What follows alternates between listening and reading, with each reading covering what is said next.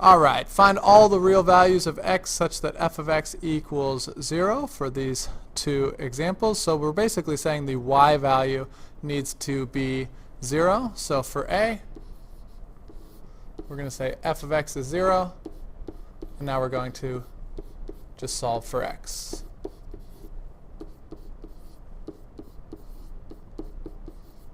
Divide by -2, and 5 equals x. We could do the same thing for the second equation. It's going to be slightly more complicated because we have that x squared in there, so we are going to have to factor. We're going to figure out what number multiplies to 6 and adds to -5. That is -2 and -3. So splitting this up, just a reminder, what this really means is x minus 2 equals 0 and x minus 3 equals 0.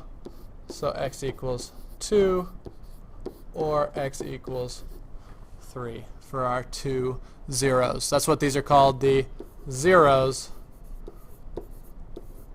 of the function.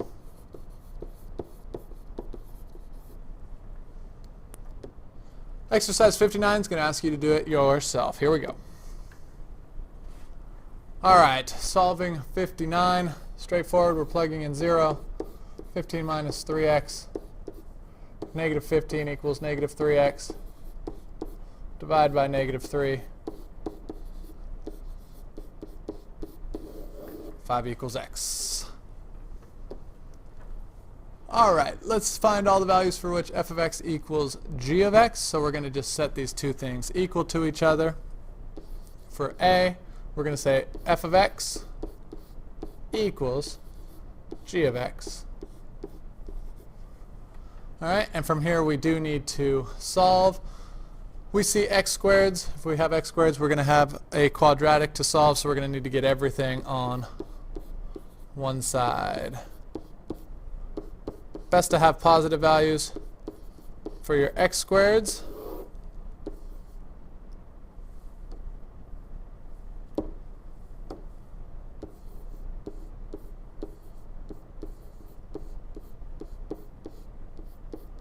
And let's factor this out.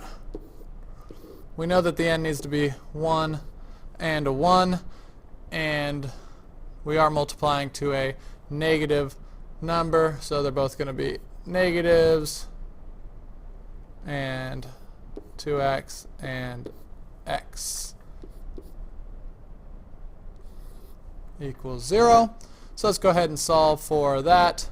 From this one, 2x minus 1 equals 0, 2x equals 1, x equals a half. From the other parentheses, x equals 1. Alright, for b, let's do the same thing here. X squared minus 1 equals negative x squared plus x plus 2. And let's go ahead and get all of our x values on the left side so that they're positive. So we'll do this. And so we'll have 2x squared minus x minus 3 equals 0. We're multiplying to -3, so we must have a 1 and a 3. And one's going to be a positive, one's going to be a negative. And when we add, we're going to get -1. So it must be 2 times the 1. And it must be 1 times 3, and we're going to have a negative there and a positive right there. Okay, and so our final answer would be x equals -1 or x equals 3 divided by 2. See if you can do it. Exercise 67. All right, let's set these equal to each other. X squared equals x plus 2. If we move it to the other side, we'll have x squared minus x minus 2 equals 0. Factor x minus 2, x plus 1. And so we'll have x equals 2 or 1.